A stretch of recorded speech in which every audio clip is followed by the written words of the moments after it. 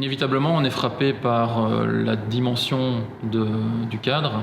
Donc on est quand même dans une abbaye du XIIe siècle, avec un cloître, une basilique, des classes, des cours, des espaces sportifs, extérieurs, intérieurs, qui sont tous absolument monumentaux. Donc à 6 ans, on se sent vraiment petit par rapport à ça. Ça devient presque une deuxième maison sur une période aussi longue de scolarité. Et on apprend à les aimer, et finalement c'est sans doute pour ça qu'autant d'anciens reviennent et parlent avec autant de passion et de tendresse pour ce qu'est une école. Eh bien oui, j'ai eu cours ici parce que après ma première année de secondaire, on a commencé les travaux dans l'aile des secondaires justement et on a emménagé des classes un petit peu partout, donc j'ai eu cours ici.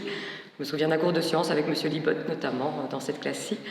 Et ça a été aussi tout plein d'autres choses parce que c'est ici qu'on faisait les cabarets artistiques pendant la Fancy Fair, et donc on a vu des professeurs se trémousser un peu partout ici, sur le bon Esbona, et ce genre de choses. Donc c'est des bons souvenirs qu'il y a dans cette pièce. Alors la bibliothèque des moines, c'était, et c'est encore peut-être, littéralement une salle de prestige, dans son décorum, dans son utilisation par le collège. En l'occurrence, la bibliothèque des moines dans laquelle on se trouve, je crois que la première fois que j'ai mis les pieds, c'était pour faire une photo de classe, la bonne vieille photo de classe sur cadre, avec nature morte à l'arrière, en primaire déjà. C'est ici que j'ai vu pour la première fois de ma vie le film Maman j'ai raté l'avion, pour la Saint-Nicolas en primaire. Les bâtiments restent des bâtiments qui semblent colossaux pour un petit enfant de 12 ans. Et ce qui est particulièrement impressionnant aussi, ce sont les rassemblements qu'il y avait à l'époque, que ce soit des messes ou des moments où on se retrouvait tous ensemble. Par exemple, moi j'ai un souvenir incroyable des messes à la basilique. C'était très très très intimidant. Ce qui était intimidant aussi, c'était les dortoirs, puisque nous dormions dans des alcôves qui étaient en fait 2 planches contre un mur et un rideau, pas de plafond, on était tous ensemble comme ça. C'était un petit peu particulier de dormir dans des sortes de dortoirs. Je suis rentré en première secondaire en 1975 et je suis sorti en réto en 1981. Quand je suis arrivée, je me souviens, j'étais un peu sur mes gardes, j'étais un petit peu inquiète de ne pas pouvoir m'inclure dans l'école. C'était la première fois que je changeais d'école en plus, donc c'était une nouvelle expérience pour moi. J'avais peur aussi un petit peu qu'on me juge, puisque je viens de la Louvière et c'est pas toujours vu comme une ville de grande gloire. Donc, et finalement, tout s'est très bien passé et c'était vraiment une des plus belles expériences de ma vie de venir ici, quoi. Un des meilleurs choix que j'ai fait d'ailleurs de venir à l'internat. Voilà, je suis Léon Rocher. Par rapport à Bonne-Espérance, nous nous identifions l'année sortie de Réto. Donc je suis Réto 60. Il y a déjà un bon bout de temps que je suis sorti. On a fêté nos 60 ans de Réto. On n'admettait pas d'externes, sauf les gens du village, parce que de Vellereille. Les gens de Vellereille, selon l'histoire, auraient été à la base du sauvetage de l'abbaye au moment de la Révolution française. C'est eux qui auraient empêché les Français de mettre le feu à l'abbaye. Et donc, à titre de reconnaissance, les enfants du village pouvaient être externes. Et dans mon cas, à l'époque, après mon frère a suivi, et puis quelques-uns du village, mais très peu, à un moment donné, j'étais le seul externe. Dans les années 55, 60, 62, nous étions que des garçons vivant en internat, à part quelques élèves externes, mais c'était tout à fait exceptionnel. Nous rentrions en famille tous les 15 jours. Et ce mode de vie faisait en sorte que nous devions faire, que nous étions amenés à faire ensemble une communauté avec de condisciples, tissant entre nous des liens forts de camaraderie, dans un cadre exceptionnel, le cadre de cette ancienne abbaye, et en pleine nature, au bon air. On a fait des études assez dures, avec un encadrement assez strict, mais à côté de ça, ça reste une dimension très humaine. On sent que les professeurs sont habités par le bâtiment, c'est beaucoup des anciens, et ils le transmettent. Ils étaient nombreux à nous dire ah ben moi j'étais assis là quand j'étais élève, et maintenant c'est vous qui êtes à ma place, et voilà.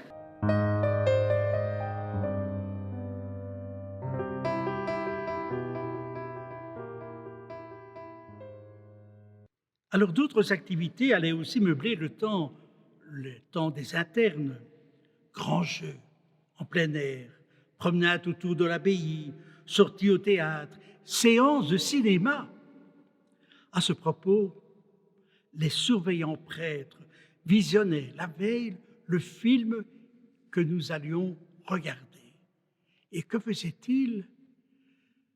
Ils censuraient des séquences du film qui auraient pu nous perturber, nous, les petits adolescents. Et que faisait-il? Il coupait cette séquence et le lendemain, il la recollait. Autre temps, autre mœurs. À l'époque, en fait, je ne me rendais pas vraiment compte d'être une des premières. Mon père, lui, a été interne ici dans les années 80, donc ils m'ont parlé souvent de son expérience, de ce qu'il avait vécu. Donc quand je suis arrivée ici, j'étais juste très heureuse de pouvoir venir à l'internat, parce que c'était un choix que j'avais fait. Les internes, je parle à peu près, disons, des années de la fin de mon passage ici, les élèves se levaient à 6h moins quart pour aller à la messe de 6h30. Mais je devais aussi participer à la messe de 6h30. Et donc, après la messe de 6h30, ils avaient une étude de 7h30 jusqu'à 8h. Eh bien, j'allais à l'étude comme les internes. Le petit déjeuner, je le prenais chez moi, mais je revenais d'Ardard pour suivre les cours. Même chose à midi, je rentrais chez moi pour manger, et puis je me ramenais pratiquement 20 minutes après.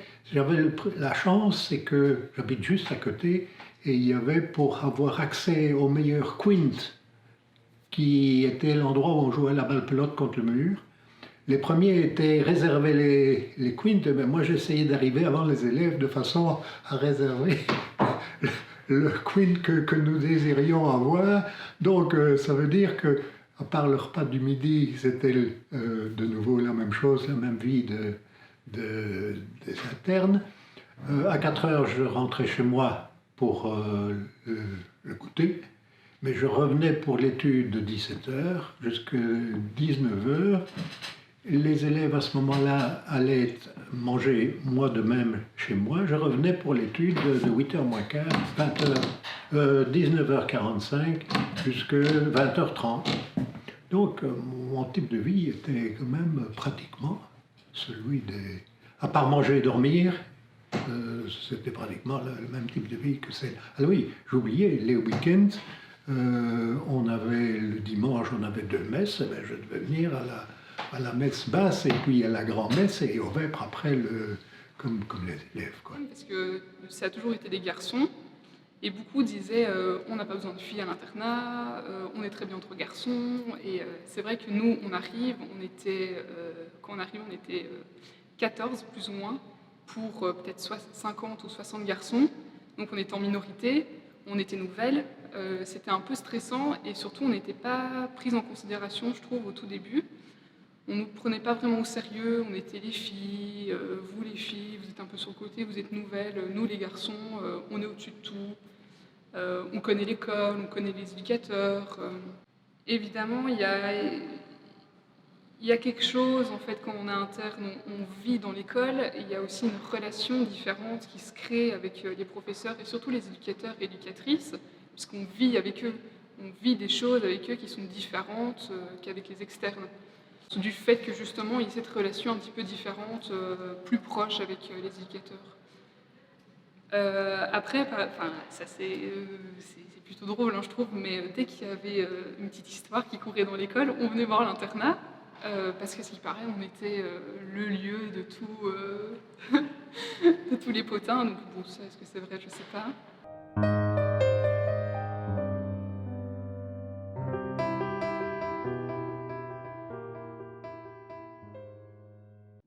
Chaque prêtre, ils étaient une bonne douzaine, disait la messe seule sur un des autels de la basilique ou de la chapelle de philosophie. La concélébration que nous connaissons aujourd'hui n'existait pas. C'est dire le travail considérable pour le sacristain que j'étais. J'étais en poésie, j'étais sacristain adjoint, et alors en réto, je suis devenu sacristain en chef. Il fallait préparer les ornements liturgiques, il fallait les ranger, il fallait veiller à ce que tout soit prêt pour les différents offices et les différentes messes qui se déroulaient en semaine et aussi le dimanche. Ce service m'a vraiment beaucoup plu, d'autant que je pouvais m'échapper de temps en temps de la monotonie du train-train quotidien pour rejoindre la grande et remarquable sacristie, aujourd'hui restaurée. C'était pour moi une pause bienvenue. Normalement, on avait accès, quand on était éventuellement enfant de chœur, par exemple, j'avais un privilège un peu lourd, c'est-à-dire que, par exemple, l'abbé Collard, qui habitait aussi sur le site, pendant les grandes vacances, il célébrait la messe et je devais faire l'enfant de chœur tous les jours pour sa messe le matin. Et donc, il y avait comme ça des aménagements, mais on accédait à la sacristie à ce moment-là facilement, mais toujours accompagné. La sacristie n'était pas ouverte pour les élèves tout seuls, quoi. C'était exceptionnel. Ah, alors l'ancienne sacristie où se trouve maintenant le Chacha était une pièce qui n'était pas véritablement inconnue pour nous, puisque il me semble qu'au départ toutes les semaines et puis après tous les 15 jours, nous avions une messe de classe, donc uniquement avec les copains de sa classe. Nous avions donc une messe de classe qui était célébrée par monsieur le président de l'époque, l'abbé Gossery. Et donc nous allions régulièrement dans ce local, dans cette pièce.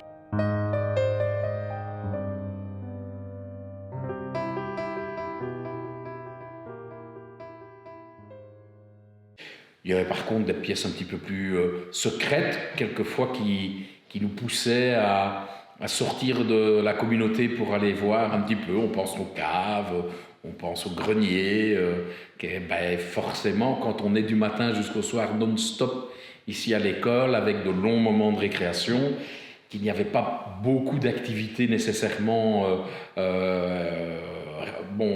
d'activités organisées pour passer le temps, on cherchait quelquefois à découvrir des lieux un petit peu secrets. Ça donnait un petit côté picaresque à nos récréations. Eh bien, on ne va pas dire que c'était... Voilà, on a exploré sans autorisation, on était toujours accompagnés. Mais c'est vrai que quand on remettait de l'ordre après la Fancy Fair ou ce genre de choses, on a eu l'occasion de balader avec des professeurs dans le bâtiment, de découvrir des coins qu'on ne connaissait pas, dans les greniers. C'était quelque chose d'un petit peu mystique d'arriver dans ces endroits-là avec... le petit cours de tennis là-bas au-dessus qu'on ne savait même pas qu'il existait. Voilà, il y a tout plein de bâtiments en fait qu'on soupçonne pas dans Bonne Espérance, des pièces qui sont très spéciales et voilà, remplies d'histoire. C'est formidable. Une des pièces que je préfère, moi, à Bonne Espérance, c'est la bibliothèque des moines, parce que voilà, c'est un coin assez exceptionnel de voir tous ces livres qui ont survécu à autant de siècles d'histoire. Voilà. Et alors peut-être une petite anecdote très personnelle. Quand on était à la Fancy Fair, pendant mes premières années ici, on est revenu avec mon arrière-grand-père visiter les lieux. Il faut savoir qu'il avait à l'époque 98 ans, il a vécu jusqu'à 104 ans, et il avait été quelques années ici au petit séminaire. Et ils nous ont montré l'endroit où on entreposait la calèche de monsieur le curé. Et il était surtout scandalisé de ne jamais avoir découvert la cave des moines, où il a pu enfin boire un verre après autant d'années. Et ici, c'était les appartements du président, lesquels appartements étaient en fait les appartements de l'abbé, du temps de l'abbaye. Et selon le patrimoine, ce local, c'est-à-dire le bureau, la salle de réunion, la chambre et l'oratoire semblent être les pièces les plus authentiques de l'abbaye, c'est-à-dire les pièces auxquelles on n'a rien touché, en d'autres termes, ce que vous voyez comme peinture et autres, elles sont vraisemblablement du XVIIIe. Elles n'ont pas fait l'objet de restauration ou autre. C'était un endroit assez solennel. On était en bas de l'escalier. Quand on allait voir le président, c'était que les choses n'allaient pas bien. Hein. Donc c'était exceptionnel qu'on soit convoqué chez le président. Et donc on montait déjà les escaliers. Et puis le président nous recevait soit dans la salle de réunion, soit dans son bureau. En fait, en tant qu'interne, voilà, on a fait nos bêtises et on avait l'habitude d'aller fouiller un peu dans le grenier en cachette pendant les pauses. Donc oui, il y avait des endroits qui étaient inaccessibles, comme celle-ci qui était fermée à clé en plus. Donc c'est la première fois moi, que je viens vraiment dans la salle et que je peux admirer ce magnifique plafond. Après, en tant qu'interne, oui, j'ai été voir les sous-sols aussi. J'ai été dans les caves, enfin dans les greniers beaucoup de fois avec le directeur, sans et en cachette.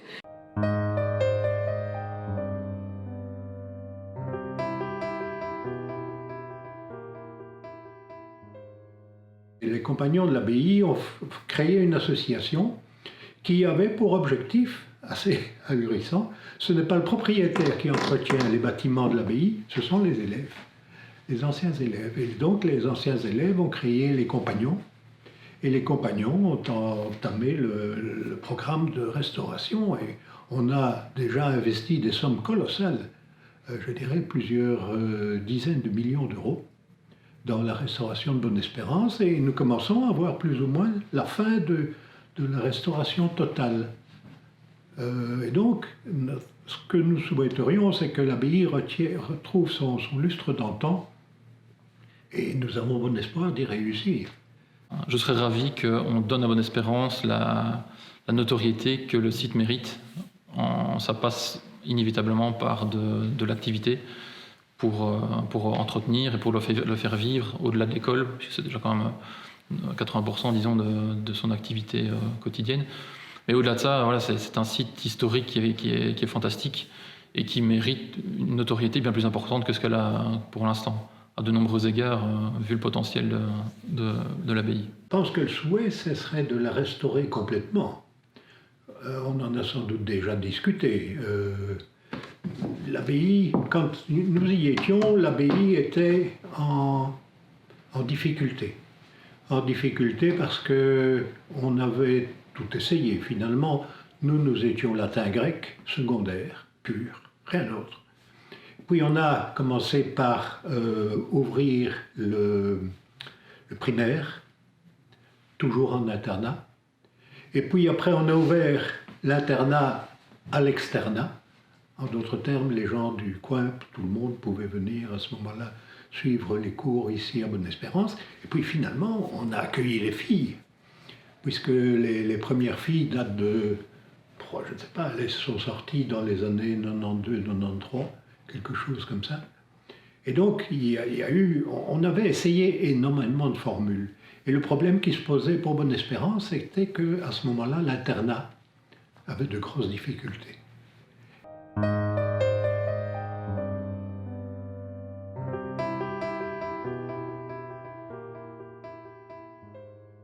Non seulement par le fait que j'y ai été élève, mais surtout par le fait d'y avoir été enseignant et puis passer du côté de la direction, on est forcément du coup très attaché. Donc j'aimerais évidemment que le collège puisse vivre quasi éternellement.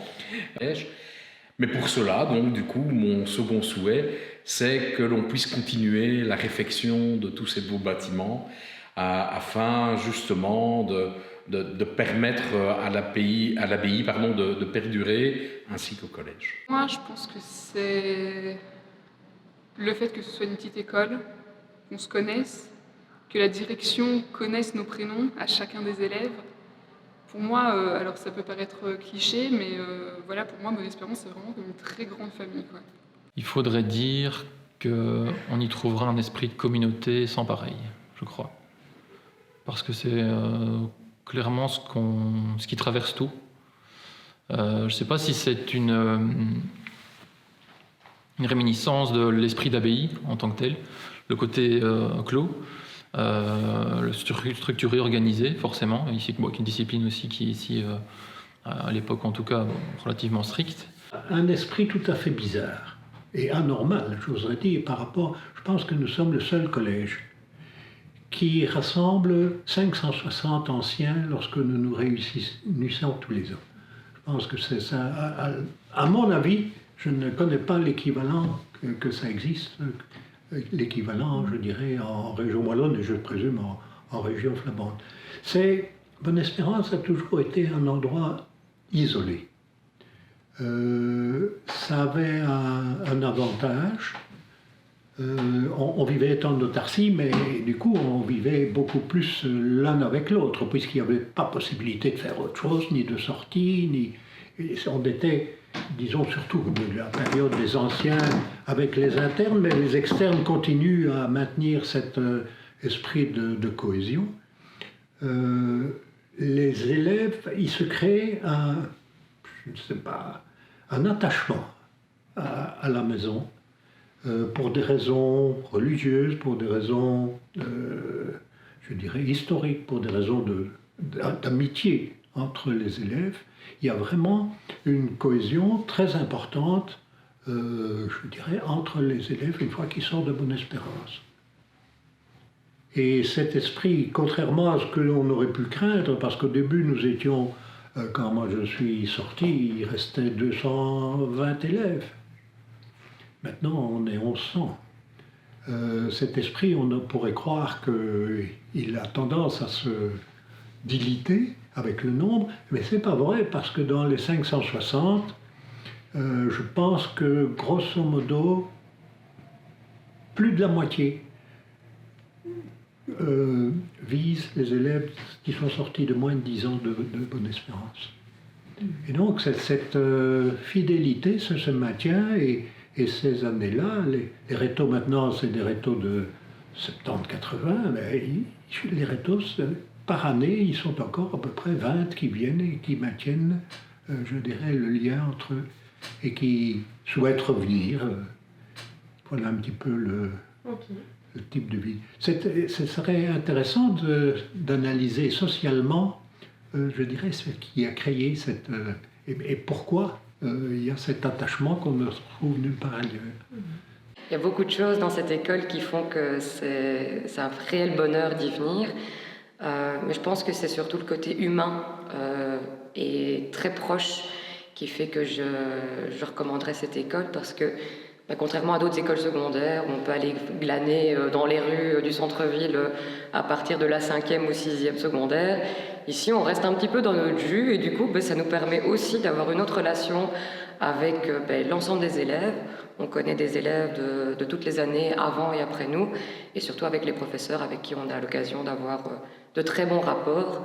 D'ailleurs, il suffit de voir au souper des anciens, les professeurs qui ont connu les élèves, c'est des vrais rockstars avec toute leur kyrielle d'élèves autour d'eux qui leur posent des questions, qui leur demandent comment ils vont. Et c'est assez exceptionnel comme relation professeur-élève. Quand on arrive ici, c'est un petit peu... Enfin, moi, je me souviens, quand j'ai vu l'école la première fois, j'étais genre, waouh, quoi, c'est pas possible que ce soit une école. Enfin, c'est spectaculaire, en fait, ça nous submerge comme ça. Et je trouve que c'est incroyable de pouvoir se dire qu'on a été... Enfin, moi, j'ai eu la chance d'être élève ici, en tant qu'interne en plus, que cette école, elle est remplie de toutes ces histoires. C'était incroyable. Et aujourd'hui, quand j'en parle à des gens, notamment de l'université, que j'ai été dans cette école-là, les gens, ils sont genre, waouh, c'est vraiment super belle. Et je suis vraiment fière, en fait, d'avoir fait partie de cet endroit. Sa mise en avant à d'autres titres que juste le côté collège, parce que c'est un site exceptionnel, un patrimoine exceptionnel qui mérite toute l'attention qu'on peut lui accorder. On sait que c'est pas toujours évident d'avoir des subsides pour rénover les lieux, donc c'est clair que ça fait partie des choses que Bonne-Espérance mérite, avoir des subsides, pouvoir être mis en avant et surtout être découvert par d'autres personnes que les élèves. Chaque jour, sur le temps de midi, les élèves étaient invités à venir librement saluer Notre-Dame. Et chaque fois, comme je l'ai fait aujourd'hui, chaque fois que j'entre dans cette basilique, je m'arrête et m'incline devant son autel Elle demeure pour moi et pour beaucoup de mes compagnons de classe notre bonne espérance.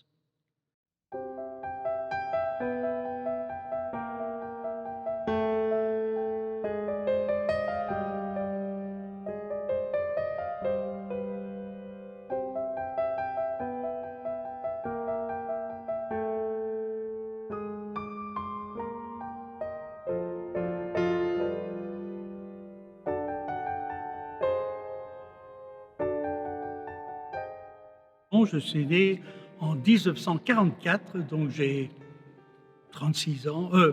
76 ans, oui, ça c'est pour le bêtisier.